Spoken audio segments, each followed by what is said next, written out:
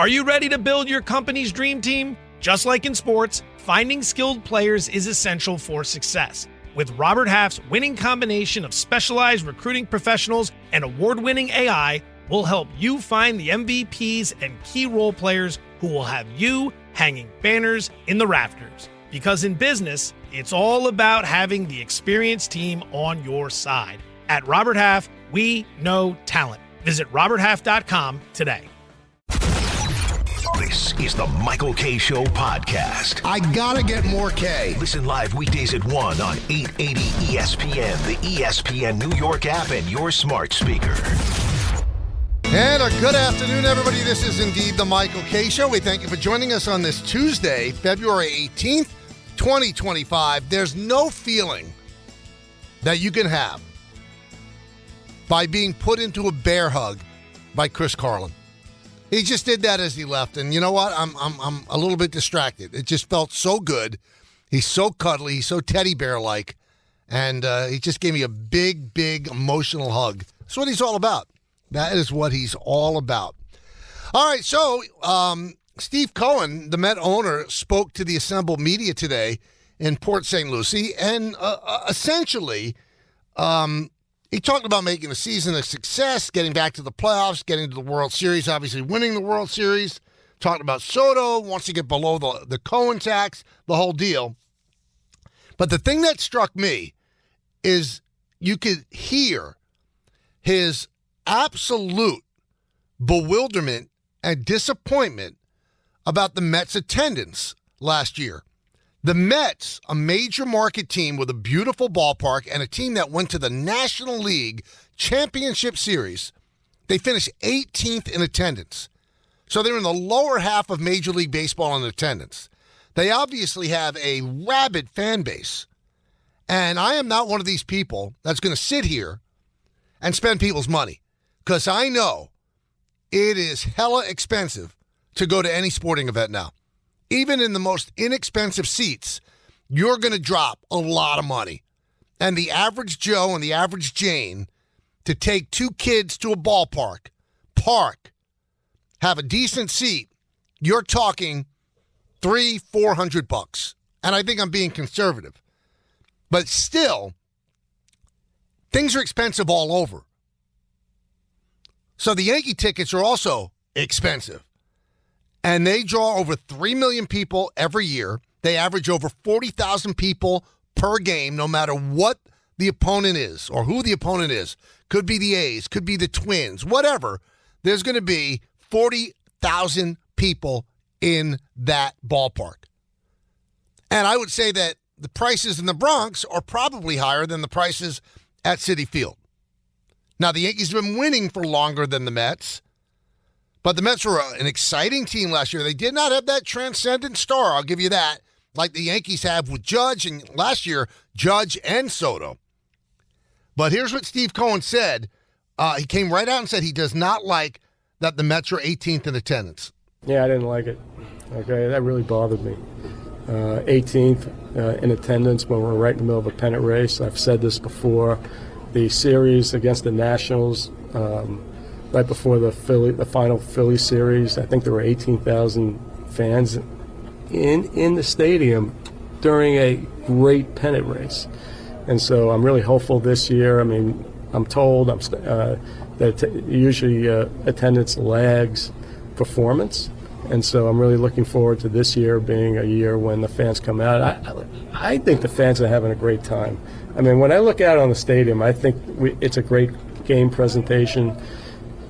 We have a great team, I think. I'm really excited by. I think it's going to be a fun place to be this year. Well, I'll tell you what. This is a guy who has a $330 to $340 million payroll, who is funding the team out of his own pocket. Remember, the Mets don't own SNY. The Wilpons do. Steve Cohen does not own SNY, so he is getting a rights fee from SNY, whatever that is.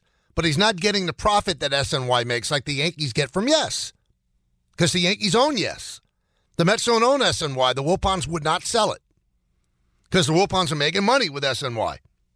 So this is a guy that's funding things out of his own pocket. The losses he's incurred are coming out of the Steve Cohen I'm a Met fan fund.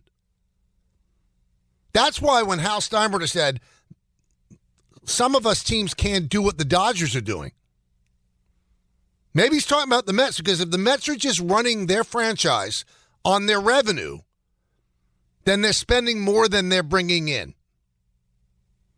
So for Steve Cohen to notice the lack of attendance is somewhat alarming, I would say, for Met fans. This guy doesn't want to continue to lose money, especially if they don't win World Series, and especially if the fans don't turn out. Doesn't want to do that.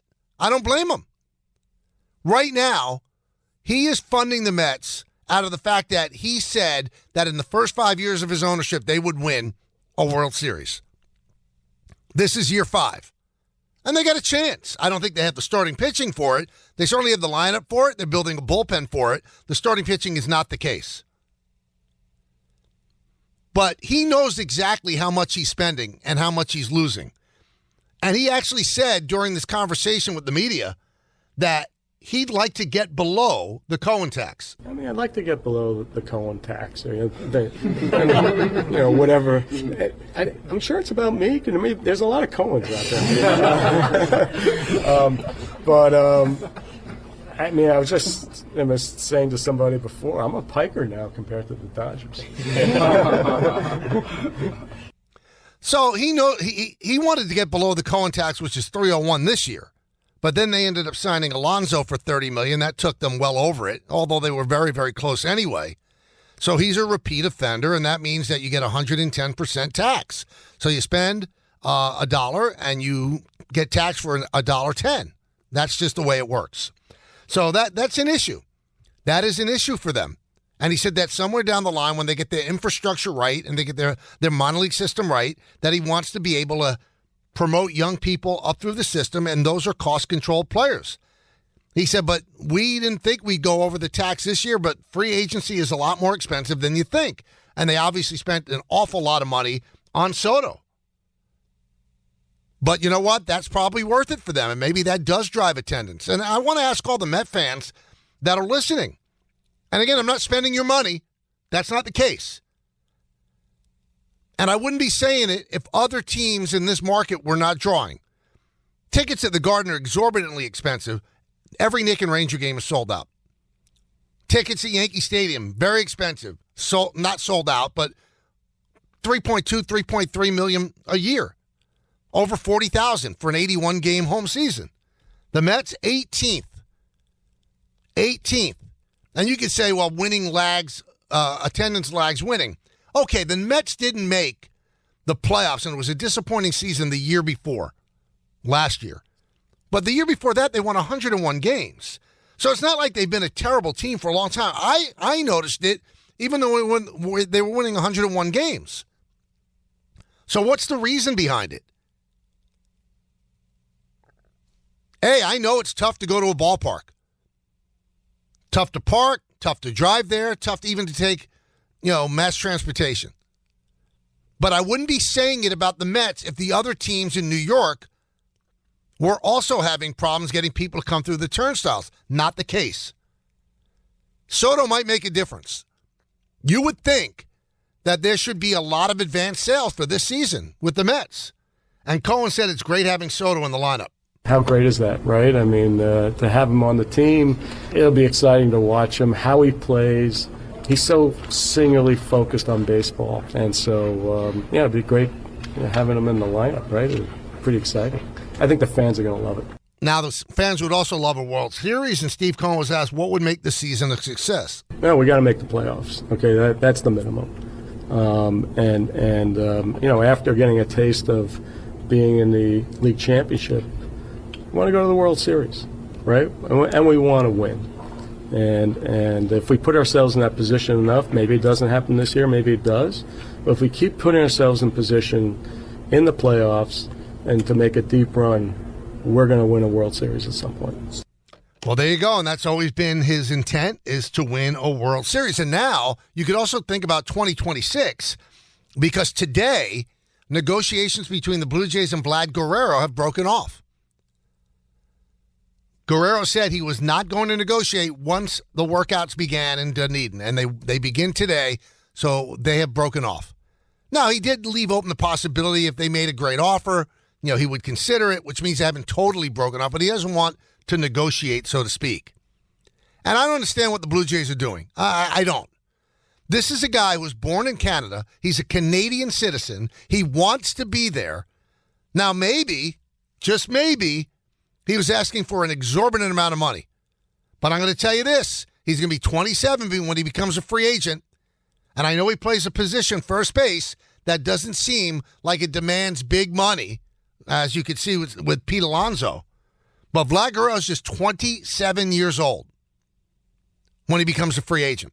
I think the Mets are going to be really, really interested, and that's why, essentially, Pete Alonso was signed to a one-year deal. Now, if he doesn't opt out, then it becomes a 2-year deal, and I guess he just becomes a DH for the second year if they do get Vlad Guerrero. But I'm wondering the Blue Jays' thought process. All they've done in the last couple of years was be left at the altar for all of these great players that they made bids for. Ohtani, Soto, runs the gamut, pitchers. Everybody says no. This guy wants to stay. So I believe, he said that this is where he wants to be, even when he becomes a free agent. But here's the deal, everybody. Once the other 29 teams start to bid, all bets are off. I bet you he does not end up back in Toronto. And if the Mets really want him, they're going to get him. Cohen was asked about Vlad Jr. for next offseason. Yeah, he's a great ball player, and once again, I'll worry about that next year. Obviously with payroll considerations, and you really can't have. You can't have too many long-term contracts because then you lose your roster flexibility. So you got to be really careful. But I'll let my baseball people make that decision. Well, I see the point he's making, but you have a 15-year deal with Soto, and I'm sure that Guerrero is going to want a 10-year deal. After this year, you've got 6 more years left of Lindor, and I believe 6 more years left of Nimmo. I don't think you're locked into that long-term. You don't have any long-term deals really with your pitchers. So it's going to be interesting to see if they make that run. Now, one thing that I would warn Steve Cohen about, his answer should have been, that's somebody else's player. I'm not going to talk about him. And he essentially talked about him and talked about, you got to watch out for long-term contracts. I bet you the Blue Jays are actually going to complain to Major League Baseball. This is a guy under contract for another team. And the answer is always, that guy's under contract. I'm not going to talk about that. But Jeff Passan was on with Bart and Carlin, really, and today it was not Bart and Carlin because Bart was off. Jordan Ronan was with Carlin, and Jeff Passan was on with them, and he said, the Mets really want Vlad. You know what? They'll get him. When you are the Mets, all you have is first-world problems. And so if they want Vladdy, this is very simple. If the New York Mets really, really want Vladimir Guerrero Jr., I think they will get him. Because at the end of the day, they will be willing to pay more money than anyone else if they value him that way. And they have the resources to go out and do it. And if you're trying to build a team to compete with the Los Angeles Dodgers, there are worse places to start than with Francisco Lindor hitting first, Juan Soto hitting second, and Vladimir Guerrero Jr. hitting third. I will tell you this, though. I see what Cohen is saying, though. If his intent is to get under the Cohen tax in the coming years, you're not going to do that. You're probably never going to do it if you get Vlad Guerrero. Because Guerrero is going to demand somewhere upwards of $40 million a year. So that'll be a $400 million contract. And Guerrero said today that he knew what his worth was even before Soto signed. The Soto contract has no input at all on what he was demanding from the Blue Jays. It's going to be interesting to see the market that develops for him because I'll tell you what, if you look at Soto and his performance line, he has been a steady, great performer year after year after year. There's no dips. He's great every year. Even his years that are not as good as the other ones, they're still outstanding. That's why when you look at his numbers, at his age, only Ted Williams compares. Vlad Guerrero, not as consistent. There have been some really bad years. I remember Last year he had a great year for the Blue Jays. The year before he did not. And somebody close to the Blue Jays, when I was doing a game with the Yankees up in Toronto, said, they're not going to sign him. And I said, why? He said, because he's too unreliable. They like him, but he's kind of goofy, and they're not going to sign him. Now, I don't know if that's why they didn't give him what he wanted, that they don't feel that there's a reliability factor where, he's going to have a bad year or a good year or whatever. I just remember he does do some weird things. Like when the Yankees were trying to clinch a playoff spot one year, they lost a game in Toronto, and he came off the field going, not in my house. And they were out of it. Not in my – well, the next day, the Yankees clinched in his house. So, I mean, those type of things concern the Blue Jays. Like, he says things that probably aren't the best thing to say for the franchise, but it's going to be interesting. It's going to be interesting to see the market that's out there because the talent is undeniable. The age is very attractive. That's an age that even David Stearns would sign off on a long-term deal. Because if you give a 27-year-old a 10-year contract, it only takes him to 37. Now, they gave a 15-year contract to Soto. That takes him to 41. And probably the last 4 years of that contract are not going to be worth it. But if you win a World Series with him, it's worth it. You take that chance. 1-800-919-3776. That's the number. Now is the time that you get a chance to be a co-host. 1-800-919-3776. I need to hear from you. I need to hear from you right now. And we'll go and start off with Jose in Brooklyn. Jose. Good afternoon, Mike. Shout out to the company, and thank you for allowing me to be your co-host today. I definitely wanted to chit-chat on the Cohen, dog whistles to those Met fans because as a person that is a Yankee fan, but I work in Queens in the nonprofit area, and we do get a lot of tickets to Citi Field to go to these games, to go to certain games. There were a lot of games in April and May, and I know that they were losing at that time, where that stadium was empty, where you even had, their announcers say that they hit rock bottom on a live broadcast there. So, it is definitely more of Cohen saying, hey, I can't lose money for the first 3 months of the season just to wait for the fans to come out and, even that doesn't make sense to me, okay? Because there was a 35 to 40 game stretch last year when the Yankees were absolutely horrid. And they drew 40,000 a game. So your attendance has to be immune to stretches of time where you're not performing up to snuff. And the Mets don't seem to be at that level. And the Met fans are there because they were drawing big numbers when they were winning in the 80s. Over 3 million people at Shea Stadium. Now, Citi Field is smaller, and I always think that a smaller ballpark is not the way to go because in the games that you have to be there, you can pack 50,000 people, but at Citi Field you can't. You can't.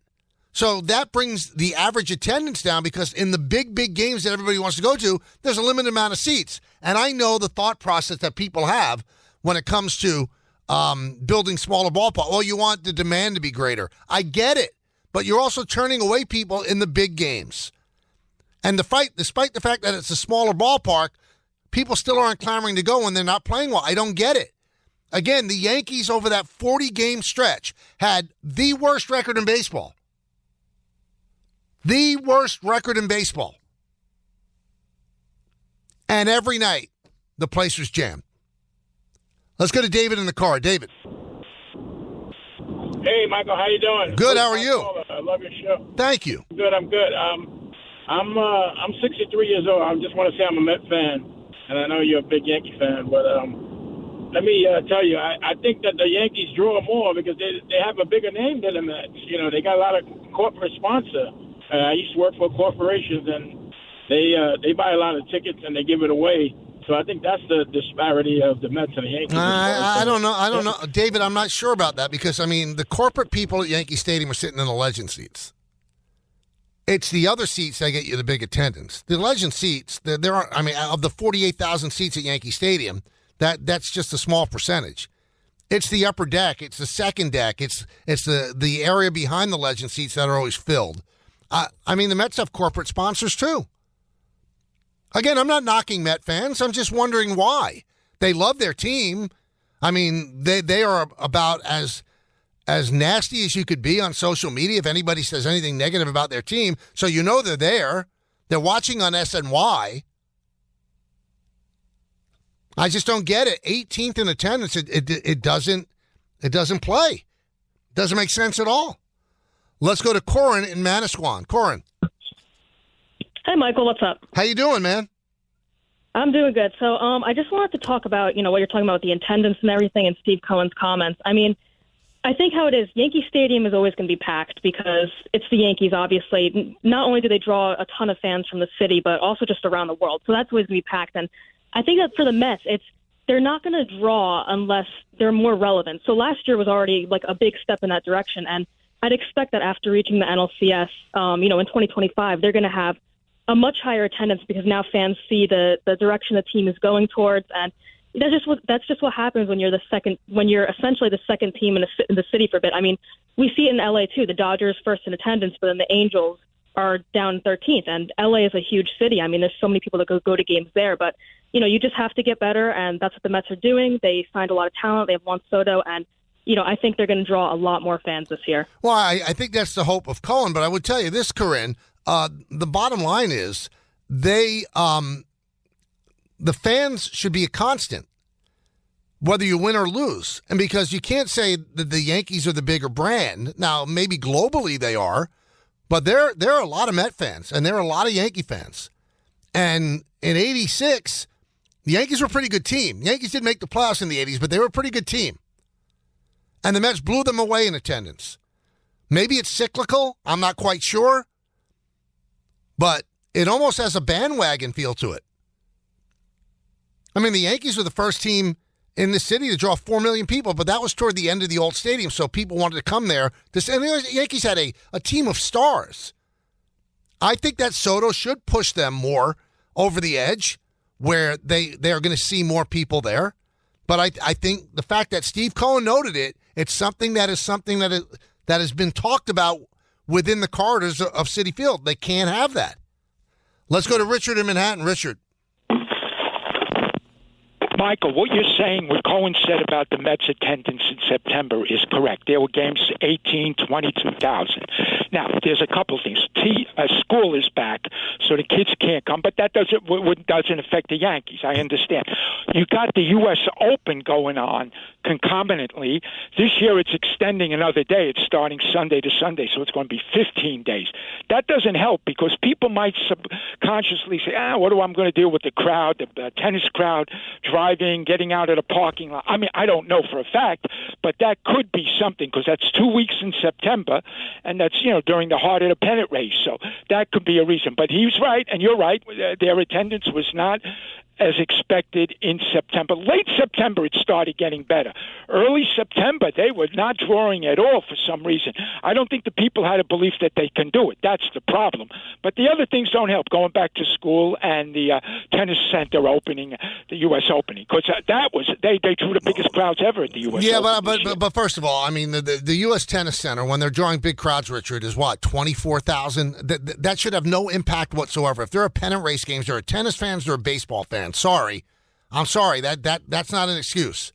The Yankees are home sometime during the U.S. Open either. And you can't tell me it's easy to get to the Bronx. So, no, I don't buy that. And the kids in school, I don't buy that. Kids are in school for Yankee Stadium, too.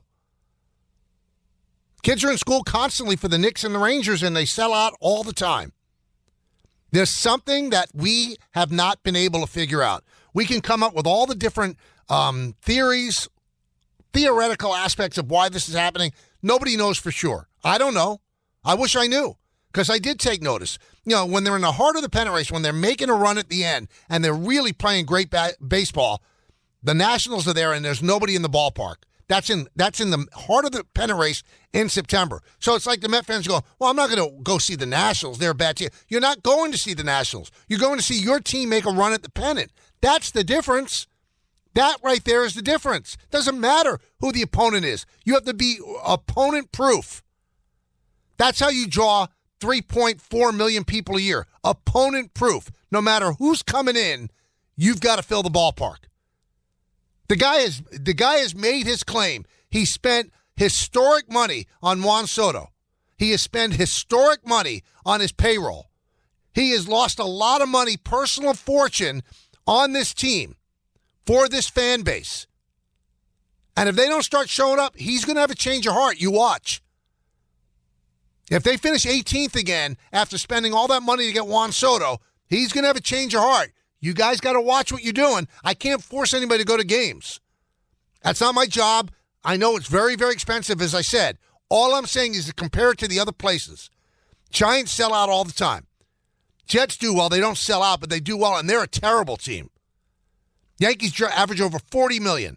Knicks and the Rangers, big, big prices, high ticket prices. The place is jammed all the time.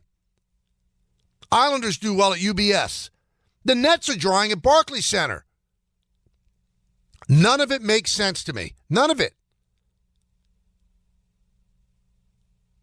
I'm going to take this. I'm a little. Here we go. Hector and Bayonne. Hector, go. Yeah. Well, I'm glad he dropped out. He said, I'm always negative about the Mets. Why don't you just shut your trap? This is Steve Cohen talking. He was disappointed in the 18th in attendance. It's not Michael Kay. I'm always. You guys have got to get it. I'm living rent-free in your head. I give you points every single day as I come up with the points myself. I don't have an agenda. Like there were some clowns on social media yesterday because I said some harsh things about the Yankees. If they're going to be over the luxury tax, they should go way over. And they'll go, well, he's going to get his marching orders. You'll see how he changes his tune. If you think that about me, you shouldn't listen to the show. And if you listen to the show and there's a host that you think is compromised, then you're an idiot. Why would you want to listen to somebody who you think has an agenda that other people are telling them what to say? The Met attendance was brought up by the Met owner, and I'm opining on that. That's what I'm doing. I'm not being negative about the Mets. Tony Massarotti, top-rated talk show host, former writer in Boston. He's going to join us in just a moment to talk about the whole situation with the Red Sox and Devers and what he said he's not moving to DH or first base. Tony's coming up next, so keep it right here on 880 ESPN. Bombas makes the most comfortable socks, underwear, and T-shirts. Warning, Bombas are so absurdly comfortable you may throw out all your other clothes. Sorry, do we legally have to say that? No, this is just how I talk, and I really love my Bombas. They do feel that good. And they do good, too. One item purchased equals one item donated. To feel good and do good, go to bombas.com/ESPNpod and use code ESPNpod for 20% off your first purchase. That's BOMBAS.com/ESPNpod and use code ESPNpod at checkout. Get in the zone, AutoZone. Welcome to the A to Z savings event at AutoZone. Thanks. I need to change my oil. So how much is an oil filter? Free when you buy 5 quarts of oil. Right now, we have a special on Valvoline Advanced Full Synthetic or High Mileage Motor Oil. The oil filter is free with the Valvoline Advanced Full Synthetic or High Mileage Motor Oil? Yep, the free oil filter is part of the A to Z savings event. Only at AutoZone. Get in the zone, AutoZone. Restrictions apply. Listening to music to distract your mind from thinking about getting that text back? Neutrogena knows you probably don't want all of this overthinking showing up on your face. And with Neutrogena Hydro Boost, it doesn't have to, giving you weightless hydration that goes deep for juicy, hydrated skin. Neutrogena, beauty to a science. Shop Neutrogena Hydro Boost at your nearest Target today. Thanks for listening to the Michael K. Show podcast. He's been here a long time, and he's going to be here even longer. Catch the show on demand whenever you want. Just subscribe to us wherever you get your podcasts. All right, so let me tell you something. I don't like many people, and I don't like many people in our business. Tony Massarotti is somebody that I like, and he's a big star, number 1 rated talk show host in Boston, Felger and Maz on the Sports Hub. And there's some crazy things going on with the Red Sox. So I said, I've got to get Tony's take on this. And he's nice enough to join me now. His show starts in about a half hour. So he's taking some time away from prep to talk with us. Hey, Tony, how you doing? I'm doing well, Michael. I appreciate the kind words. There aren't many people that like me, so I'll take anyone I can get. There you go. You got me. I am in your corner. So explain this to me. You signed Bregman, which I liked, and I think that was the Red Sox finally living up to their revenue. And he's a better third baseman than anybody in the American League. He won the Gold Glove. And then Rafael Devers says, I'm not moving to first, I'm not DHing. How did this happen? How did they allow this to happen? Well, so that's a good question. And I think, look, I thought the Red Sox were out in front of this thing, that they never would have been pursuing Bregman in the first place if they didn't think Rafael Devers was on board with it. I think what we've learned is that they don't care whether Rafael Devers is on board with it. And Bregman is going to end up either at second or third, depending on Christian Campbell, who is a young prospect in their system, who rocketed through the system last year. And look, Michael, I just think if the Red Sox get their way, Campbell's going to play second, Bregman's going to play third, Devers is going to DH whether he likes it or not. And I know that they run some risk of him being disgruntled, but at the end of the day, I really don't think Rafael Devers has a choice. Now, he might not have a choice, but this guy was given a $313 million contract. He was the face of the franchise when they let Mookie Betts be traded to the Dodgers. Now you're going to upset him like this? I mean, how would an upset and ticked off Rafael Devers actually perform? Because even when he's performing well, he doesn't talk to the media. He doesn't seem like he represents the team in the best way. How is that a good thing for the Red Sox to have him be disgruntled? So it's not. And my guess, though, Michael, is his personality to me is not the kind of – I don't think he's necessarily going to be the kind of player that becomes disruptive, quits. In other words, I don't think he's going to be Manny Ramirez. And even then, they were able to keep Manny Ramirez and get a lot out of him and win championships with him. So I think their attitude is they'll put up with it and that it'll blow over. Now, that said, you are absolutely right to go back to the Mookie Betts decision, because at that time, they were not able to keep Betts here, obviously. But beyond that, look, I'm one of these people that thinks Betts didn't want to necessarily stay here either, but I also don't know that they wanted to pay him. So they kind of backed themselves into a corner with Devers, proclaimed that he was going to be the centerpiece guy, and then a couple of years down the road now they're moving him to DH, which means the $300 million contract is a horrible value. Mm-hmm. Nobody in their right mind would pay a player $300 million over 10 years to be a DH, but the Red Sox have done that. So they've mismanaged the asset, if that's how you want to look at it. At the end of the day, do I think they're going to trade him? No. Do I think he is going to be a divisive force? No.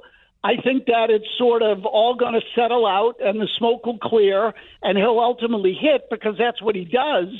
But it does sort of speak to them kind of deciding on the fly how they're going to handle all this stuff rather than some well-thought-out, orchestrated plan going all the way back to Mookie Betts. They've been a mess here for 5 or 6 years. Now, it's interesting. I like Alex Cora. Obviously, he does a great job. But what he said yesterday, it made me think. He said that Devers said that he was promised when he signed the contract that he would be a third baseman. And then Alex Cora said, well, that was Chaim Bloom. He's now in St. Louis. Yeah, but it's an organization who said that. And by the way, Alex was part of that organization then. And if you misrepresent the players, other players take note of that too, Tony. I wonder why he said Chaim Bloom's now in St. Louis. That's a bad look, because your organization, if they did indeed promise it, they promised it. I agree, and it looks bad, and it certainly looks like they're still blaming Bloom for things that are happening, almost 2 years after he left. So it is a bit of a cop-out. Now, that said, there are lots of scenarios where guys have to change positions or move and sometimes don't want to. So, and I don't need to tell you that, Michael, because obviously it happened with Jeter. A-Rod went to third base. We all know that Cal Ripken was stubborn about leaving shortstop in his final days in Baltimore, and ultimately did it for Mike Bordick when he wouldn't do it for other people. So Mike Trout just moved from center to right. So these things do pop up. The difference in the Devers case is that he signed his contract, which is frankly another thing that I think is in the check mark for is a check mark for the team. Most guys who complain about having to change positions don't want to do so, because it affects their value. Right. In the case of Devers, he's already been paid. So, and I happen to think that I'm not convinced Christian Campbell is ready to play second base in the big leagues on a regular basis. And the Red Sox middle infield defense, especially with Trevor Story out, has been a disaster. They haven't been able to turn a double play for 2 years. So I would rather have Bregman at second, but that's assuming Campbell cannot play the position. If Campbell can play the position, the decision's made, I think. Bregman's going to play third. Devers is going to DH. Cora's going to talk Devers in off the ledge, get him to calm down, and then they're going to go forward, and who knows whether or not anyone will even be talking about it in a couple of months. But for a team that's trying to get back on the beam and back into contention again and be a threat, it's a horrible way to start spring training and a bad look. Also, I'm talking with Tony Massarotti, radio host from Boston. Well, what happens though? You've got a certain Japanese player that's only a DH, and he's signed for a lot of money too. If they decide to move Devers to DH, what did they do with him? Well, so I think that they just bite the bullet and overpay him. I think that's it. And the other part of this story, Michael, that's interesting to me. The Bregman deal, as much as the Red Sox are being lauded for it, right? They really didn't extend themselves in any long-term way here. If you factor in the deferred money, it's a 3-year, $96 million deal. That isn't even really 3 years. It's a series of 1-year deals. So he can opt out after year 1, he can opt out after year 2, and then in year 3, he's a free agent anyway. So what if Bregman has a good year, wants to go back on the market? Now the Red Sox need a third baseman again, and Devers might have to go back. Right. So to me, there's just a lot of – I think the Red Sox in some ways have thrown this together a little bit because they failed in a lot of their pursuits. And I'm not telling you they didn't have their eye on Bregman early. I think they did. But in a lot of ways, they would have been better off pursuing a right-handed bat like a Teoscar Hernandez, whom they went after but couldn't get. They couldn't get him last year or this year. They failed in some of the pitching, Yamamoto. They failed on Max Fried. And so they've just reached the point where they were desperate to make a move. And I'll just add quickly, in the Bregman press conference over the weekend, if you were to listen to it, both Sam Kennedy and Craig Breslow both made it a point to say that Bregman chose the Red Sox, and that was there was a measure of pride in that for the organization. And I think that was the Red Sox trying to convince people that people want to play for them when they haven't been able to lure free agents here now for a number of years. What happens to Yoshida if they move Devers to DH? Does he just become an expensive bench piece? Either that or they dump him. And when I say dump him, they'd have to eat some of the money. Again, that's a 5-year, $90 million contract. He's 2 years into it, so $18 million per. But they were down on him after year 1. Obviously, he was signed under Chaim Bloom, who is, as Alex Cora told us, now in St. Louis. And there's no real place for Yoshida if Devers is the DH. And so I misunderstood what you were asking earlier. I think you were asking about what they do with Yoshida. So I think that they are. I think they're just content to either dump some of this. If they can save a third of that contract and get have to pay $12 million, and someone else takes them on for $6 or something of the like. My guess is that they will probably do it between now and the end of camp. All right, Tony, before I let you go, Red Sox fans have been angry the last couple of years. They don't feel that ownership is spent to the level they should be spending. And I'm wondering, does the Bregman deal, getting Crochet, Buehler, has that changed Red Sox fans' minds on your show? Are they happier? And do you believe the way the Red Sox are presently constructed that they are a threat to win the American League East? So Red Sox fans are definitely happier. I think they feel like now there is at least an effort, an honest effort. Now, do fans think that they're World Series caliber? I don't. Some fans do. I don't think they're there yet.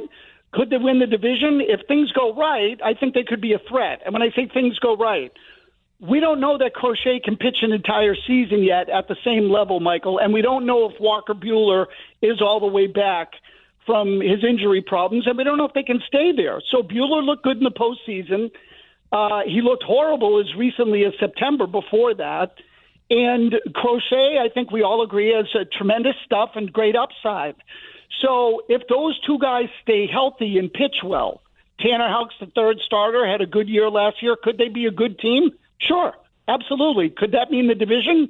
Yeah, I wouldn't rule that out. Some of their young players, I think, are pretty good. Not that they're going to be huge producers early on in their careers, but there's a lot to sort of sort out still. The difference is that they have better talent, particularly on the pitching staff and at the top of the rotation than they've had in the last few years. Well, I know you got to get to work. I appreciate your time giving us some input on the Devers situation along with Bregman. So it is kind of weird from outside looking in, and I guess you confirmed that it's weird inside too. So it just hasn't been handled as cleanly as it could have been, and I guess the Red Sox are depending on Cora to clean it up. That's exactly right. Yep, yeah. They're relying on Cora. And I'll just tell you quickly, too, because I don't know what you're talking about down there today, so if you're having fun with it. Tristan Casas apparently spoke at spring training a little while ago and said that he thinks Devers should be the third baseman, that Bregman should be playing second, and that none of the young guys should be even on the roster when they break camp. So Apparently Casas has a future or is campaigning already to be the general manager or manager of the Red Sox. But I will leave that to you, and it's always a pleasure to talk to you anytime. All right, thanks, Tony. I'll see you soon. All right, Michael, be well. Okay, best to your family. Yeah, same to you. That's Tony Massarotti of Felger and Maz, top-rated show on the Sports Hub in Boston. Interesting stuff. Casas is the guy that during a Sunday night broadcast, he was on the IL, and he was mic'd up, and he never shut up. So he's a quote a second. So for him to say that, Alex Cora is going to have to use his best skills in order to rein this all in. 1-800-919-3776. I'll get to you when we get back right here on 880 ESPN. When Sweet Tarts dared to combine sweet and tart, they thought, why stop there? Why not create other exciting and unexpected combinations, like rainbows and ropes, or fruity and gummy, or chewy and more chewy? That's why they created fun treats like Sweet Tarts Twisted Rainbow Ropes, Gummies Fruity Splits, and Chewy Fusions. When you dare to combine, it's sure to blow your mind. Sweet Tarts, dare to combine. Visit sweettartscandy.com to shop now. You know what's smart? Enjoying a fresh gourmet meal at home that you didn't have to cook.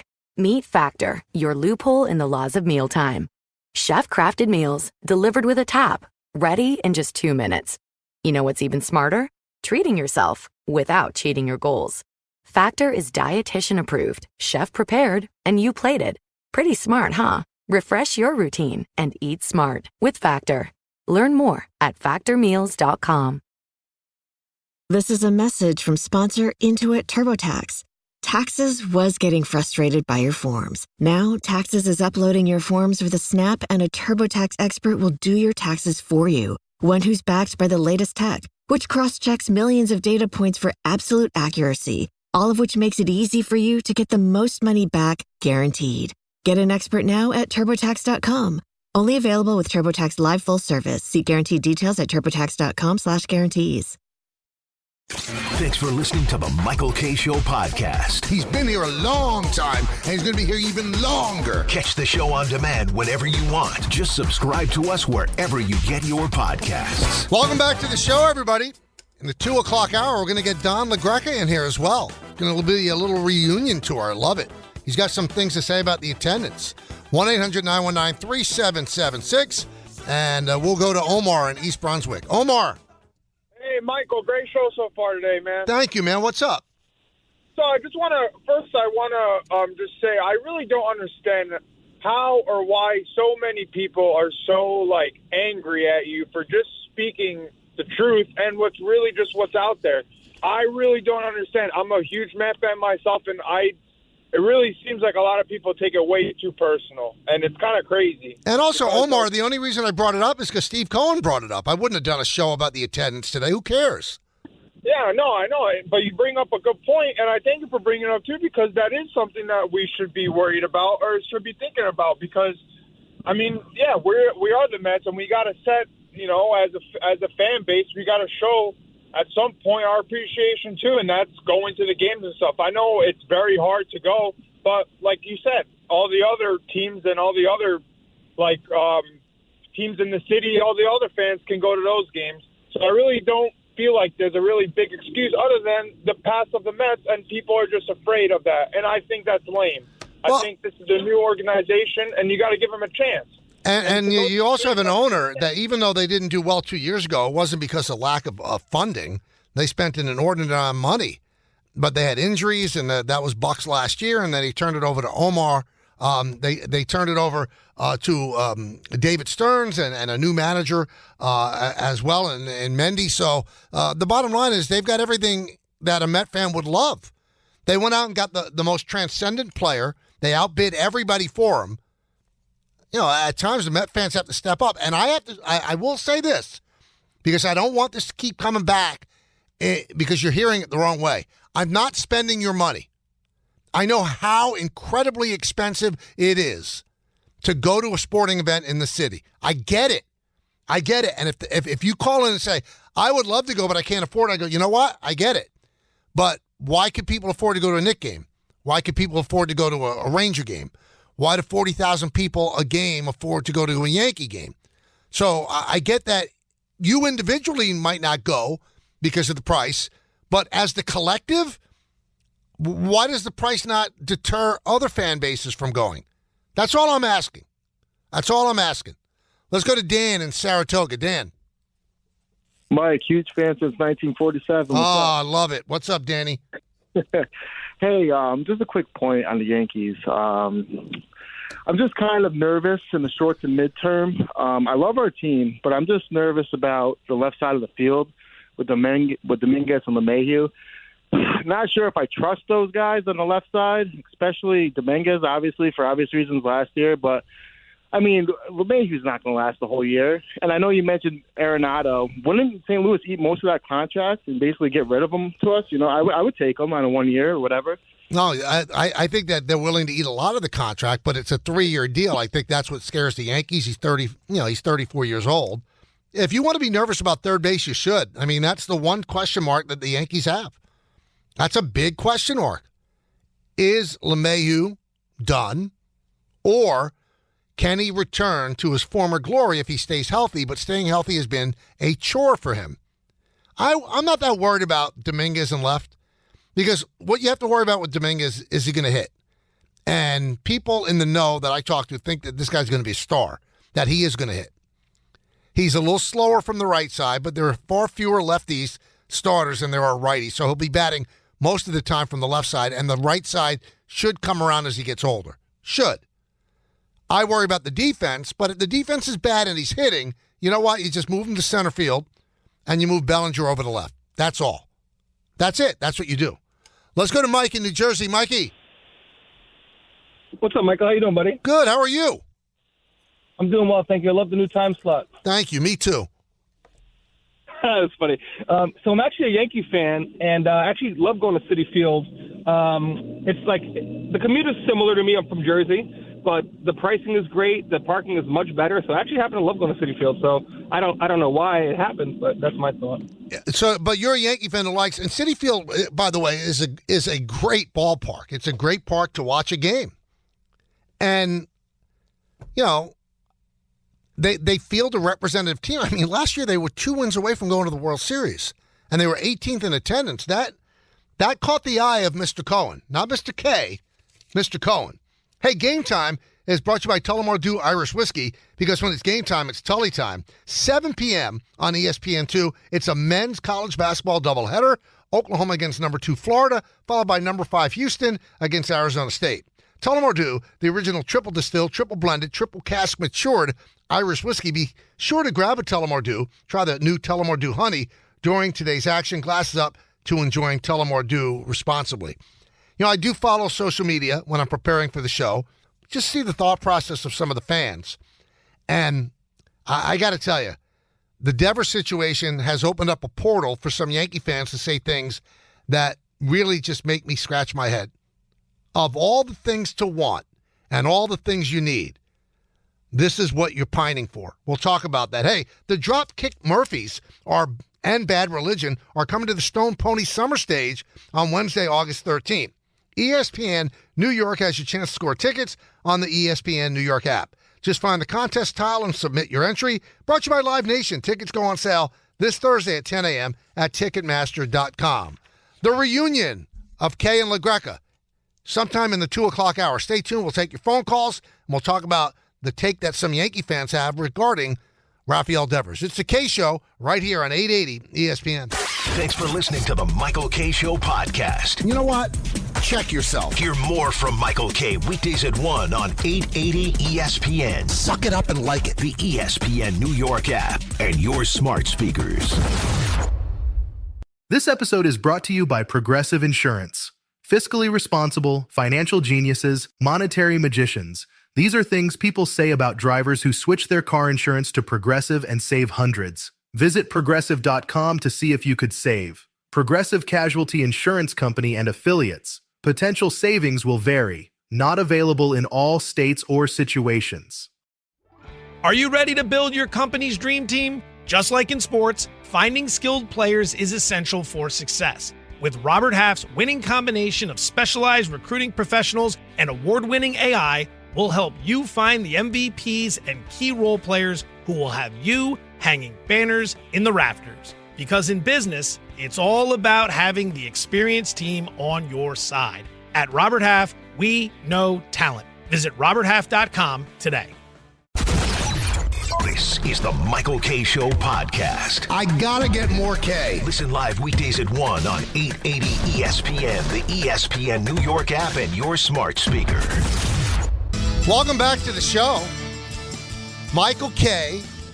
This sounds so weird, with my special guest, Don Marco LaGreca. Miss this man like so fiercely. It's I was very. unbelievable. It was. There was a.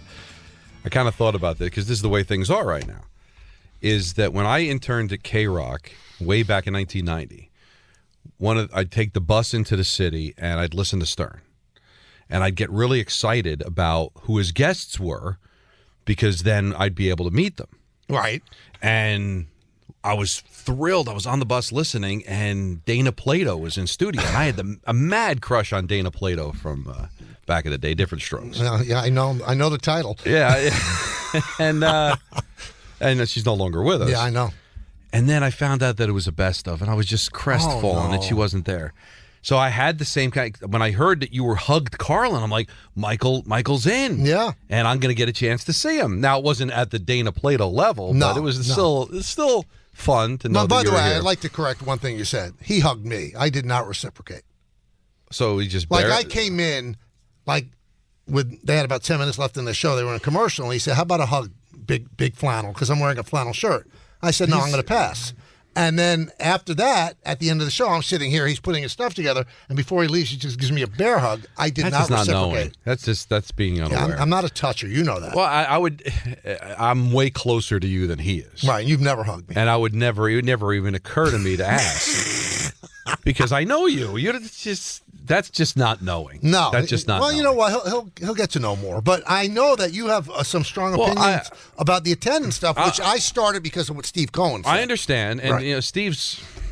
God loves Steve and his money, but he's not. He's a little lost. Why is he lost? I don't know. He's just unaware. Like you just said, why would he even comment about Vladimir? Are you just stupid? He's going to get fined. As soon as I heard that, even before you mentioned it, when I heard it today, I'm like, he's going to get fined. You can't answer that question. Right.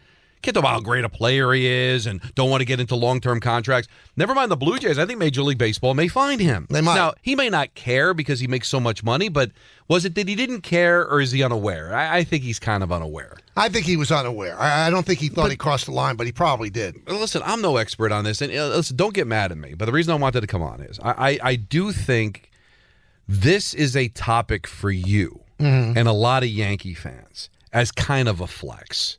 Let's be honest. No, but we I'm don't bringing have up the that Knicks and the problem Rangers in the Bronx. too. But I'm bringing up the Knicks and the Rangers. But the only way they're apples and oranges, right? Because the only way you get away, Don, from spending people's money, because it's extremely expensive to take a family anywhere. Of course. So, but the Yankees are more expensive than Citi Field, and they get $40,000 a game. But that's the only reason I bring it up. No, but I do think it's a bit of a flex, because a caller mentioned about somebody from the company about how the Mets got off to the slow start and it was rock bottom. And you said, well, the Yankees had a 30, 40 game span where they were terrible, but they were still in it. They were still in a race. My logic is that it's not like back when we were kids. You're sitting at the kitchen table, it's 5 o'clock, and Dad goes, hey, let's go to a ball game. And everybody gathers their stuff and goes to the game. That doesn't happen anymore. Right. I would say the majority of tickets are purchased like now. It's February, March. Let's buy tickets. Let's take a look at the schedule. Let's go to the Cardinal game. Let's go to the Yankee Met game. Let's buy tickets now. Well, last year, Michael, not only were they coming off a disappointing season in 23, they got off to a they terrible were taking a knee in 24. We talked about it on the K Show all the time about the Mets weren't going to try. They got out of the contracts with Scherzer and Verlander. They were going to wait until the big free agency with Soto. Yep. It looked like Alonso wasn't going to re-sign. So it looked like 24 was going to be a waste of time. So why am I going to invest money to buy tickets for a team that wasn't going to try? Okay. All right. And then they get off to the slow start.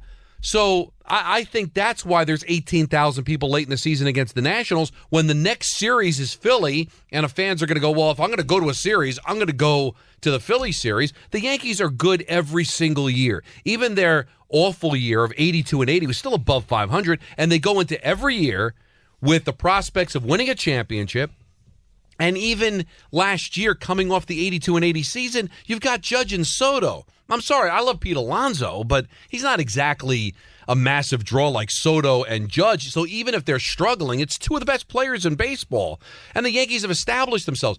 Do you not remember all those Don Mattingly home runs into an empty upper deck? Absolutely. While the Mets were drawing 3 million fans because the Mets had Carter and Strawberry and Hernandez. Well, that's why a young lady called in and said, the Yankees are a bit, but in the 80s, it was a Met town. It was totally a Met which town. just tells you now it's been a Yankee town for a long time because they've been above 500 since the early 90s. There's a whole generation of fans that know their team is going to be good. They know they're going to have stars. The Met fan, even after the 101-win season, it ended disappointingly, and then they take a knee, then they have a disappointing year in 23, and then they take a knee on 24, and they don't have a history of winning, haven't won a World Series since 86. How do you think fans are going to get excited to go and buy tickets? You can't compare Yankees and Mets, but you could back 30 years ago when Steinbrenner's threatening to move them to New Jersey, and the Mets are drawing over 3 million fans. But the one thing that Cohen brought up, I think, and you just sloughed it up and said, "Well, I'm going to spend the money on the Phillies and not the Nationals." But that was a big series. The Mets had to win every single game to get in the postseason. And you're going to pick and choose when to go. When you have a team, you should be opponent-proof. You just want to go to see your team. I know, but again, last year was an exciting time towards the end of the season. But I do think a lot of tickets are bought earlier. And, yeah, it's disappointing to see 18,000 fans. But, don't call out the fans. You even said it, that they have a fan base. This is not a question of do the Mets have fans. The question is why are they not going? Because it's really expensive to go, and they're not guaranteed to see a great product. Lindor was somebody that was kind of on the outs with the fans. He wasn't coming through, wasn't that far removed from the thumbs down era. So there was just a lot not to love about the team. They've got to draw a lot this year. Well, I would almost guarantee you, lock top 10, if not higher. You've got Juan Soto. The fans are happy that Alonso's back in the fold. The team is expected to do a lot of great things.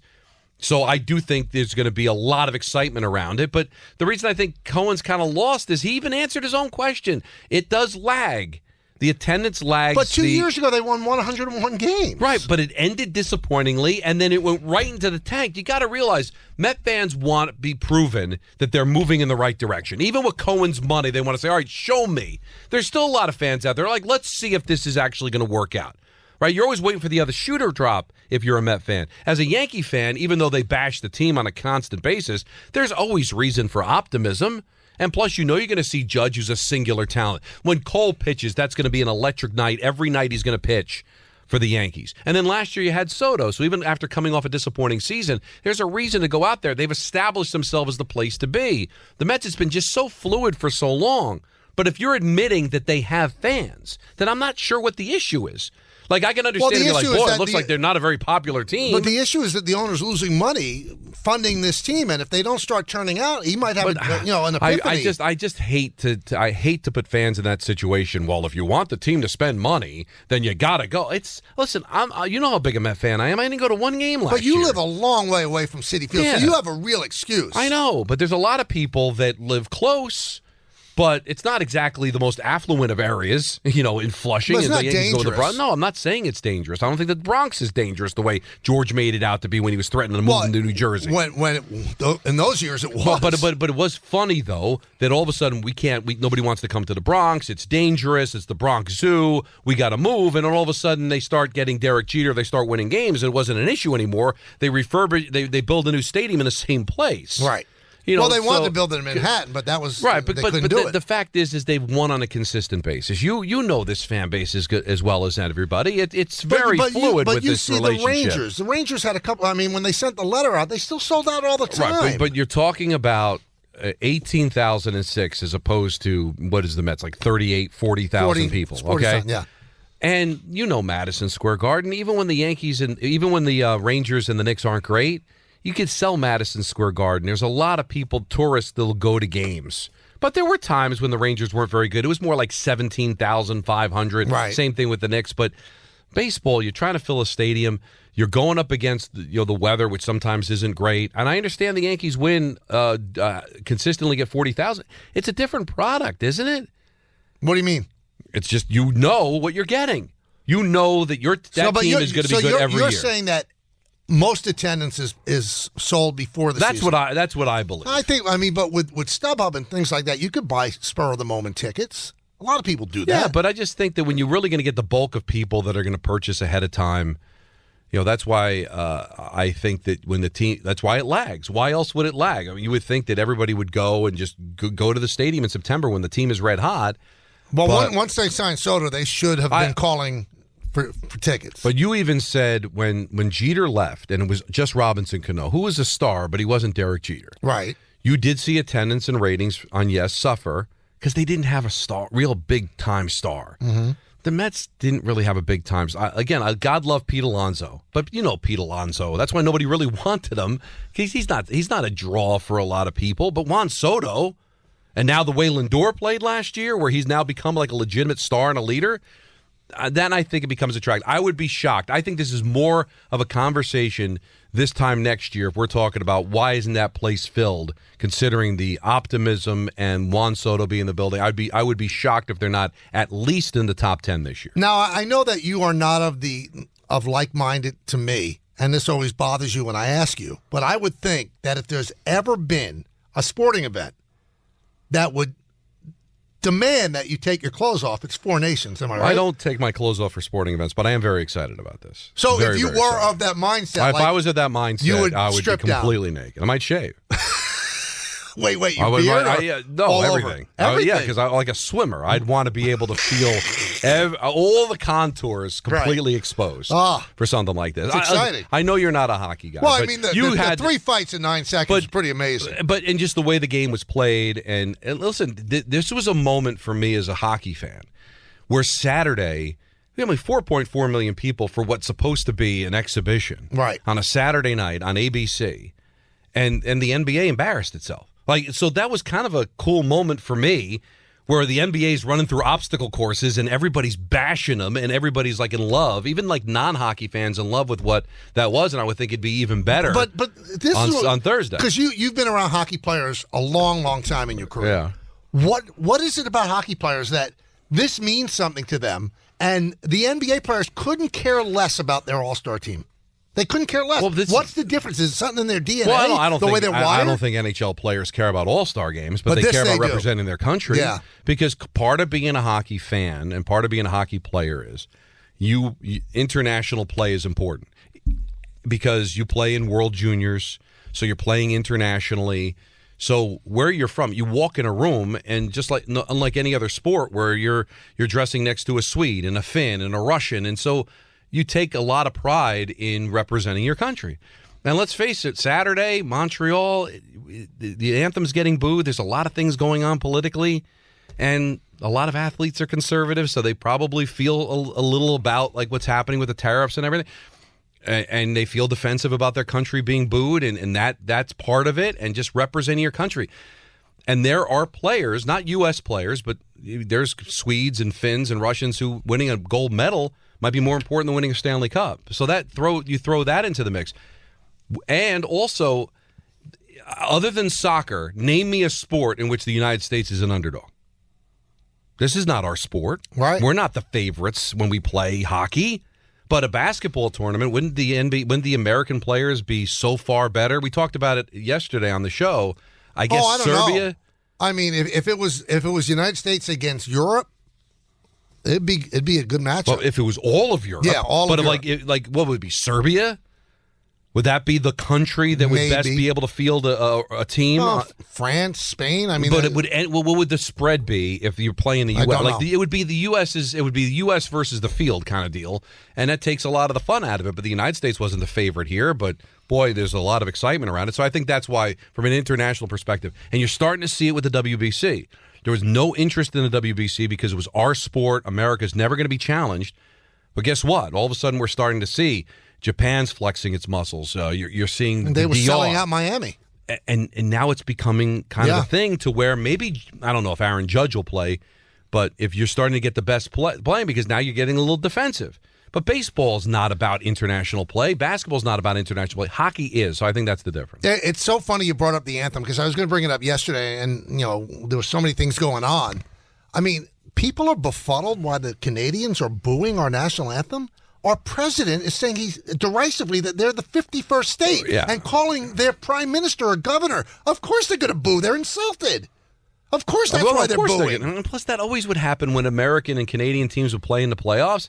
The reason it would hit differently is because you'd have Americans booing the Canadian anthem, right? And meanwhile, half the team players on their team are Canadian. Right. So, but I don't want to get overly political. I'm not saying that the players that fought, the Kachuk brothers, are Trumpers. Right. But no matter how they feel about that, aren't you going to get defensive that your country's being booed and disrespected? I guess they don't sit. I guess they don't sit there and say, "Well, the reason they're booing is that, like, our president is saying he wants to take them over and be the fifth." Hey, it's calling Trudeau the governor of Canada. I mean, it's no matter how you fall on it, and it's way over my head, and we don't want to get overly political, but you can understand the Canadians being absolutely. But also, let's be this. I didn't hear anybody else bring this up. I do find it rich that Quebec is booing. Right. Considering all the years they spent trying to secede from Canada. Right. Like, all of a sudden now they're pro-Canadian when wasn't that long ago they wanted to become their own country. And there's a huge rivalry between French-speaking and English-speaking. But listen, they're still part of Canada. They're affected by the tariffs, and that's probably why they decided to boo. You want to take a couple of phone calls? Because some people want to talk to the two of us. I don't want to fat hand you. No, I love it. I love it. Okay, sometimes it's lonely. Because as I said, the listeners are the co-hosts now. Unlike some, right. I come to work early. Really? Some don't? I was here at about 11. No, 11:50. Really? Yeah. Is everything all right at home? 11:50. Yeah, everything's great. That's early. I know. I care about this job. Prepare. No, I listen. I've never questioned you caring ever. Let's go to Mike in a town I can't pronounce. Hawthorne. Yeah. Hey, Mike. Hi, Mike. What's up? Hey guys, how are you? Good. How you doing? Hey, listen. I can get in on everything you guys were talking about, from the tariff with Trump to the hockey to how expensive it is to go to a game. I mean, I'm a Jet season ticket holder for a long story of why I am. It's hard to get to a game, but listening to you two guys, I have no idea how this crew does not have their own show. I was mad 5-8 years ago when you brought in a third party. You guys are, without a doubt, the best tandem on the radio for the last 20 plus years. Wow. And I'm not saying that for, to blow smoke up both of your proverbial what. I love smoke up there. Guys, well, they're good for you. I'm happy. The back and forth and the way you guys get at it and the way you talk about it, and you have respect. And there's a reason why the Michael K was on the marquee all those years. And it's great. I literally ran out of my office, got into my truck, and called you guys just to let you know I'm going to sit in the car for the next hour listening to or however long Don's on, and I just want to let you guys know how much I personally, Mike from Hawthorne, you have fun with our name and all that kind of stuff, appreciate the two of you guys and how professional you are on the radio. And I don't know who's running that station, but to let you two guys not be together is an absolute mistake. Well, no, Mike. Here's where you're wrong. The afternoon drive is the most valuable real estate in radio. So I needed a change in my lifestyle. And Don's an afternoon drive talent. That's why he's on afternoon drive. As much as I love Michael, and I think Michael would understand if they said, Don, we're going to move you to 1 to 3. I don't think he'd be thrilled. Wait a minute. Yeah. Wait a minute. Now, if they kept the money the same, maybe I'd have to think about it. But that's not how it works in this business. Less work for more money is what we all try That's what we all strive to do. Let's go to Michael again in Hawthorne. Hey, guys, can you hear me? Yeah, what's up, man? You can imagine how when the last caller went on, you said Mike and Hawthorne, I started talking. Nobody was there. So we had 2 in a row. What's up, Mike? What are the odds of that? So, hey, guys, Michael, I love the new time slot. You guys are all great. Thank you. I have a comment about the Mets attendance. I'm a big Mets fan, born in 96. So I think it's partially what Don said about how, between 08 and 22, you never knew what kind of product was going to be on the field. So it's like taking a chance going out there to Queens. But the second part of it is, North Jersey, where I'm from, a lot of Mets fans. Long Island, a lot of Mets fans. It's tough to get to Citi Field from both of those spots, whereas Yankee fans are from the Bronx, and, Madison Square Garden is on top of a train station. So, it's really easy to get to those places. It's not that easy to get. I mean, there are a lot of Yankee fans from Jersey. A lot. But it's real easy to get to the Bronx from Jersey. My dealing dad, with the bridge, though. No, but I understand. But it's right there over the bridge. My dad was a Met fan. We were from Hawthorne, New Jersey. My dad, he hated going to New York, but he would bear it to go to the Yankee game. I went to more Yankee games as a kid than Met games because the Mets it was too far. Now you're crossing 2 bridges, and now it's taking even longer to go. We're just easy, go over the bridge, park, and go. So I think there's something to that. Let's go to Hector in Bayonne. Hector. Hey, Michael, what's up, man? How are you? Good. How you doing? Hey, Don. What's up, baby? I'm all right. Hey, Michael, I feel like it's not what you say, it's the way you say it, the tone. Always anti-Met. I'm a big fan of yours, but it's just always, I don't want to use the word, but Yankee boy. I don't know why you can't embrace the fact that you are a Yankee boy. You grew up in the Bronx. You are a Yankee fan. You are the Yankees announcer. Don's a Met boy. What's the big deal? The fact is you are a Yankee boy, and you only talk good about the Yankees, always trashing the Mets. Any opportunity but you see, get. Hector, that in itself. Listen, you could have your opinion. That's wrong.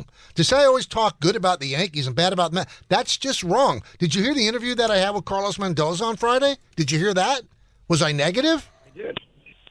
No, you're not going to be negative to his face. But I'm not negative. Listen, I'm a Yankee announcer, okay? I was a Yankee fan when I was a child.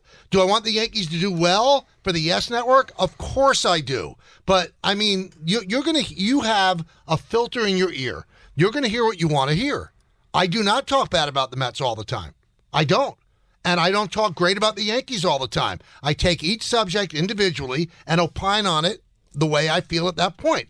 That's why I said earlier in the show, Don was probably in the car then, when, you're Yankee fans, because I criticized the Yankees yesterday. If you're going to be $3 million over the tax, Don, and you need a third baseman, then go $30 million over the tax. If you're going to be under it, that's a different story. And as Yankee, he's going to get his marching orders later this week. He'll change his opinion. You've never been able to win that game. Choke on your vomit if that's what you think.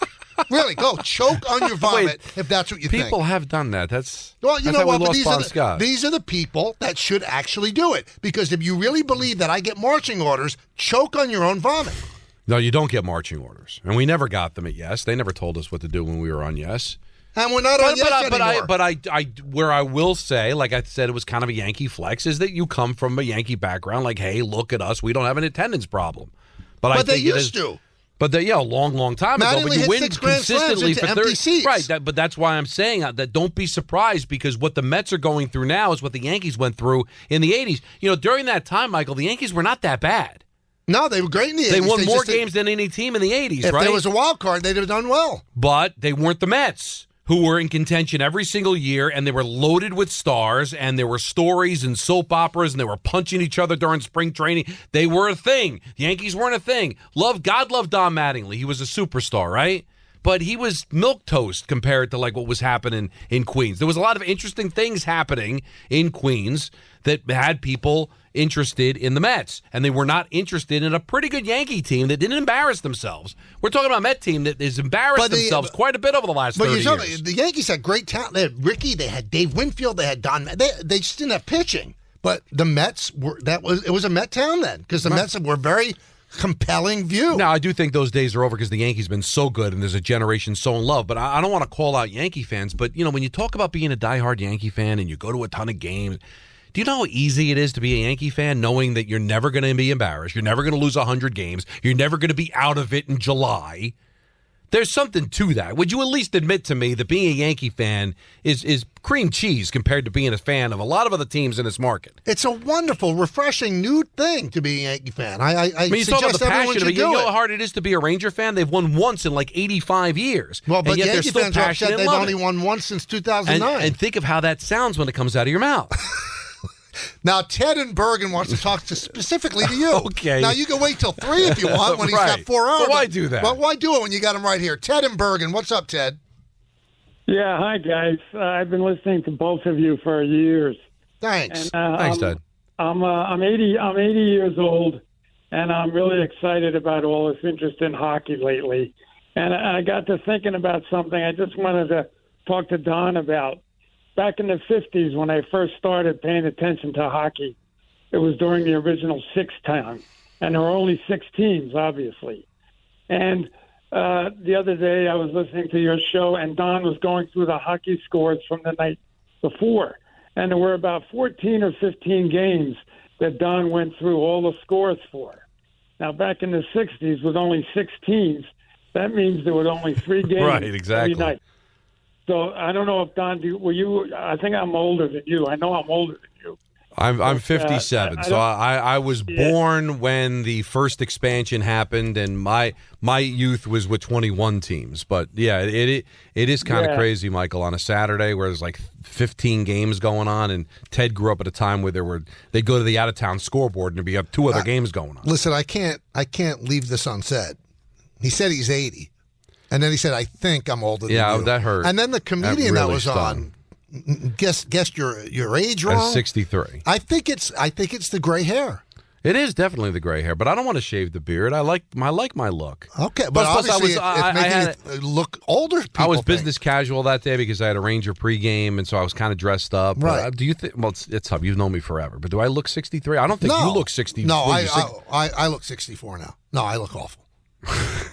I look in the mirror and I say, "Well, it's going to happen soon. I'm going to be underground. I'm going to be underground soon."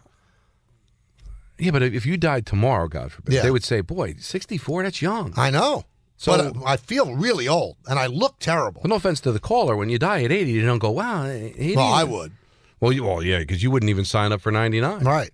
How about Garrett Morris, 88? You wouldn't sign up for that, though. No. I think Anthony texted me when Virginia McCaskey died at 102. He said, "You take that, right?" I said, "I'm not sure. Really? I want more." Well, everybody wants more, but you'd have to sign for that. No, because if you sign for that, that means that you want to. Yeah, but also then you'll know you'll make it to 102. You don't know. You don't know right now. I like to roll the dice. You know me. I mean, the guy was talking about 3 o'clock. We could be a burning cinder by 3. We don't know. Really? Yeah, it's all very fluid. It is very. So fluid. if you could sign for 102, that means you're getting to 102. Yeah, I just want more. I need more. But you might get, and you most likely get less. So wouldn't you want to guarantee yourself 102? You know what? It's a compelling argument you're making. I think it's the drop the mic part of it. It really might be. Now I know they're probably clamoring for you for the pre-show meeting. Yeah, I'm right? sorry. I messed up the clock for you and everything. I wanted to get that in, and I was willing to wait till the end of the show for like a tease. No, you're a 2 o'clock guest. Come on. I had my leftover hibachi, and I'm all good now. You already ate? Yes. What'd you eat? Leftover hibachi. What? Oh, chicken and steak and rice. Who made it? The hibachi place. Oh. You know what hibachi is? Yeah, I didn't know is there a place called hibachi? No, it's Como 27 or Kumo 27 where I went on Saturday for a belated birthday because Thursday there was too much going on. Did everybody wish you a happy birthday? Because I know I did. Everybody that's important to you, did they check in? Not everybody. But I was there. But you're right there. Also, what a complete fail by Kenny Albert. Well, he's been working quite a bit, but he fell asleep. He works all the time. But I texted him at 12 o'clock. I sat there with my finger on the button. So when the phone went to 12, I hit send. Happy birthday, Kenny. And he ended up wishing me happy birthday at 2 in the afternoon. Oh, wow. He's given up. I guess it's not a thing anymore. Now it's Well, it was a thing last year because last year at 12 o'clock he hit it. I mean, he was just as busy last year. Yeah, it's very disappointing. Very. I know you have a meeting I'm sorry to go to hear that, yes. Thank you so much for coming in, really.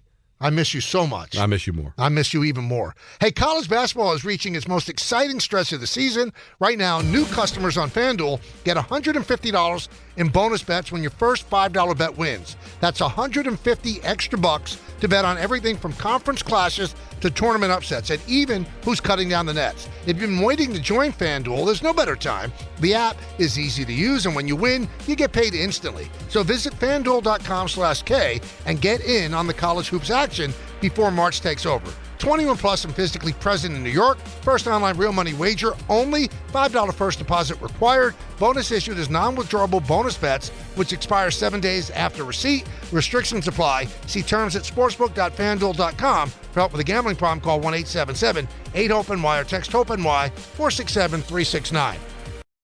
If you wear glasses, you know how hard it is to find the perfect pair. But step into a Warby Parker store, and you'll see it doesn't have to be. Not only will you find a great selection of frames, you'll also meet helpful advisors and friendly optometrists. Yep, many Warby Parker locations also offer eye exams. So the next time you need glasses, sunglasses, contact lenses, or a new prescription, you know where to look. To find a Warby Parker store near you or to book an eye exam, head over to warbyparker.com/retail. Get in the zone, AutoZone. Welcome to the A to Z savings event at AutoZone. Yeah, happy to be here. Can I get some rotors? Would you like brake pads with that? How much are the brake pads? Free with the rotors. Free. Really? Really, free. Okay, I also need some oil. Would you like an oil filter with that? Yeah, how much is that? Free with 5 quarts of oil. Free? Really? Really, free. It's part of the A to Z savings event. You might as well call it A to free. At AutoZone. Get in the zone, AutoZone. Restrictions apply. TaxAct can think of a million things more fun than filing taxes. TaxAct is going to name some now. Sitting in traffic. Folding a fitted bedsheet. Listening to your coworker talk about his fantasy team. Digging a hole. Digging an even larger hole next to that original hole. Unfortunately, TaxAct's filing software can't make taxes fun. But TaxAct can help you get them done. TaxAct. Let's get them over with. Thanks for listening to the Michael K. Show podcast. He's been here a long time, and he's going to be here even longer. Catch the show on demand whenever you want. Just subscribe to us wherever you get your podcasts. Welcome back to the show. Nice to be talking with Donnie again. You can hear more of Don and Hahn and Rosenberg starting at 3 o'clock. Their show is great. You should be tuning in every 3 to 7. That is the place to be in the afternoon here in New York City. And this is the place to be from 1 to 3. And we thank everybody for making it a part of your day. It's been received very well so far, and I thank you all for that. 1-800-919-3776. Today, I got a little sad. Let me be honest, a little bit sad because it came out, it's official now, that ESPN will exclusively do Yankee opening day against Milwaukee. Now, what a talent they got as they signed Joe Buck, or they had Joe Buck doing the play-by-play. So he's returning to baseball after a long absence where he's just done football. It's going to be great. It's going to be with Joe Girardi and Bill Schroeder, who was the Brewers color guy, and Joe does analysis work for the Yes Network. So it's going to be great for ESPN. But it really hit me. You're not going to be doing Yankee opening day. And the only thing that I could say is that I'm going to make the best of it, and I'm going to go with my son. So how often have I been able to take my son to opening day? Never. So now I'll take him out of school that day, and we'll go, and we'll enjoy ourselves and have a good time. But it's going to be weird not doing the game. But, for ESPN to be able to get Joe Buck to agree to do it, that was a great get by us, and it's going to be a great listen as well. 1-800-919-3776. We go to Sid in Long Island. Sid. Hi, Michael. I'm a Yankee fan, but so I'm just curious as to why Jeter doesn't get the same criticism for not wanting to move his base as you are. Well, I don't. Sid. Some people, maybe under the radar did, but he was never asked. The Yankees never said we want you to move. They just knew that he wasn't going to move. So Devers said, "What?" Devers was asked, "What would happen if you did that?" And he said, "I wouldn't do it." But then, if you heard Tony Massarotti earlier, he said they're going to make him do it. Also, Jeter, by that time when Alex came, was already iconic, on his way to the Hall of Fame. Now, I know Devers has a ring. Jeter had 4.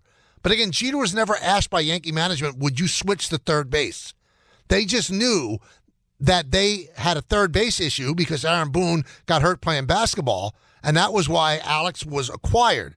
Now, you can make the argument that Alex was better defensively at that point than Derek. It's a valid argument. But Derek was entrenched there, homegrown Yankee. Devers is a homegrown Red Sox. But that's where the parallels kind of end. If Derek was asked and said no, then I think he would probably have received more criticism. I think the Yankees avoided the ask because they kind of knew what the answer was going to be. Let's go to John in Chatham. What's up, John? Hey, Michael. How you doing, man? Yeah, that's okay. Good. I'm glad you got your own show, and it's nice to, Don stopped by. No, it was awful. It was awesome. Yeah, that guy that called and criticized you as Yankee boy, he couldn't be further from the truth. You're the only one that I know of an announcer of a home team that openly criticizes the general manager. Even when the Yankees make the playoffs, you criticize Cashman where he definitely deserved it and whatever, and you deserve. He's way off base. But anyway. But you know what's funny though, John, and I thank you for that. But here's what's really funny: there's a large segment of Yankee fans that say that I'm not critical enough. That because Yankee fans want me to be like a fan and react to everything. And one of the things I wanted to touch on, and I had teased this at the end of the 1 o'clock hour, there are Yankee fans right on social media yesterday that said, well, the Yankees should try to get Rafael Devers from the Red Sox because they have a third base issue. Do you even know what you're talking about? That's where you want to put $30 million for the next 9 years. That's where you want to put that money for a guy who can't play third base, whose team right now that signed him to that contract wants to move him to DH. And there's a segment of Yankee fans. I saw it yesterday, so I'm not making it up. You all need help. You all need serious help. Oh, the Yankees should go get Devers. Why? Is that a good allocation of your money? You don't want to go over a certain luxury tax threshold, and you're going to put $275 million for the next 9 years into Rafael Devers. So that tells me that everybody deserves a voice. But sometimes their voice actually amplifies how stupid they are and how little they know the game. You think the Yankees would even think about getting Rafael Devers? At that price? Why would that ever be a smart thing to do? And there's an actual segment of the fan base that was clamoring for it yesterday. Now, do I think the Yankees should go out and improve third base? Yes, I said that. I've been saying it for the last 2 weeks. That's why I'm on the Nolan Arenado board. Yankees are not. I understand. Doesn't mean that I can't say it would be a good move. It would be better than what they have. Even in his off year, where his OPS was down right around 100. He's better than anybody that the Yankees are going to have there this year. Anybody. So, yeah, they need help at third base. That help is not Rafael Devers. So you're going to put a defensive hack at third base, commit to him for 9 more years, where he's going to eventually have to be a DH, where Judge is going to eventually have to DH at the end of his contract. I mean, are you on something? And this is all those people that actually were writing that yesterday. Are you on some kind of hallucinogenic drug that you think that that's a smart move? Like the old Harry Met, I'm going to have what he's having. I mean, really, you must be in a place of such bliss and ignorance that you think that that's the move the Yankees should make. So they're minding every dollar they're spending and you're advocating for them to go get Rafael Devers, who makes over $30 million a year and can't play third base. Gotcha. We'll be back on 880 ESPN. The Glycerin 22 is built to unlock that run forever feeling. Optimized for soft landings and powerful toe-offs at every point of every step. How? 2 types of nitrogen-infused cushioning seamlessly tuned into one experience. Softness has never been this powerful. Let's run there. Learn more at brooksrunning.com. This episode is brought to you by LifeLock. During tax season, your personal info travels to a lot of places. Between payroll, your tax consultant, and the IRS. If your W-2 gets exposed, that's just the ticket for identity thieves. That's why LifeLock monitors millions of data points every second. If your identity is stolen, they'll fix it guaranteed or your money back. Don't let identity thieves take you for a ride. Save up to 40% your first year. Visit LifeLock.com/podcast. Terms apply. Thanks for listening to the Michael K. Show podcast. He's been here a long time, and he's going to be here even longer. Catch the show on demand whenever you want. Just subscribe to us wherever you get your podcasts. All right, so the big news today, Vlad Guerrero and the Blue Jays have broken off talks. He set a deadline for today when they started workouts in Dunedin, the spring training home of the Blue Jays, and that once that started, he was not going to negotiate. He left the window open slightly, but it doesn't look like he wants to do that. Bob Nightingale of USA Today tweeted out, it's no secret that Guerrero has told friends that if it's free agency, he'd love to play for the Boston Red Sox. John Heyman of the New York Post said the very early favorites to land Vlad Jr. this winter, number 1, the Red Sox, number 2, the Mets, assuming that Pete opts out, number 3, the Yankees. I don't see the Yankees going after him. I could be wrong. I don't think they want to get in a 10-year contract with Vlad Guerrero. And by the way, Vlad Guerrero said very clearly he never wants to play for the Yankees because he felt that the Yankees did his dad wrong. Brian Cashman had a verbal deal, and verbal deals are sometimes enforceable, but a verbal deal with Vlad Guerrero Jr., or Vlad Guerrero Sr. to play for the Yankees. And George Steinbrenner, while that deal was being put into print, made a deal himself with Gary Sheffield and brought Gary Sheffield aboard, and Brian Cashman had to say, I'm sorry, we got Sheffield, the deal no longer exists. So that has obviously stayed with Vlad Guerrero Jr. His father said to get over it, because if you're going to eliminate the Yankees from free agency, you're going to eliminate one of the bidders. And also, I can't see the Red Sox outbidding the Mets. They have a lot of money, but I don't think they have the stomach or the intestinal fortitude to outbid Steve Cohen. If Steve Cohen wants something, he's going to end up getting it. He's just going to end up getting it. Meeting the media today, DJ LeMahieu, he says he's healthy now. He shut it down for a lot of the winter just to let his body reset. And this from Gary Phillips, who covers the Yankees for the News. For a majority of my career, DJ said, I would pretty much play unless my leg was cut off. That was my mindset. I didn't go in the training room. I just strapped it on every day and played. I definitely lost a lot of sleep. It's tough to be a guy that the team can't rely on at times. Well, now they have a lot that they're relying on with him. I mean, right now, he's your third baseman. It's supposedly a battle between DJ and Oswaldo Cabrera, but they look at Oswaldo Cabrera as an every-place kind of guy, a real utility Swiss Army knife. And I think that the hope is that with 2 years left on his contract at $15 million a year, that they could get something out of DJ LeMahieu. DJ LeMahieu has been a disappointment because his body has betrayed him. But the thing that I worry about, there have been times when he's healthy, like in spring training last year before he fouled the ball off his shin, that he looked really good. The ball was flying off his bat. But then there have been other times in recent years when he's been healthy and he looks terrible. And when he came back from the injuries last year, he looked terrible. The bat looked slower. He was not moving that well. I thought Joel Sherman had a really thought-provoking column today in the Post where he said, everybody in the Yankees loves this guy so much, and he is a good dude. The players love him. The front office loves him. The coaching staff loves him. Aaron Boone loves him.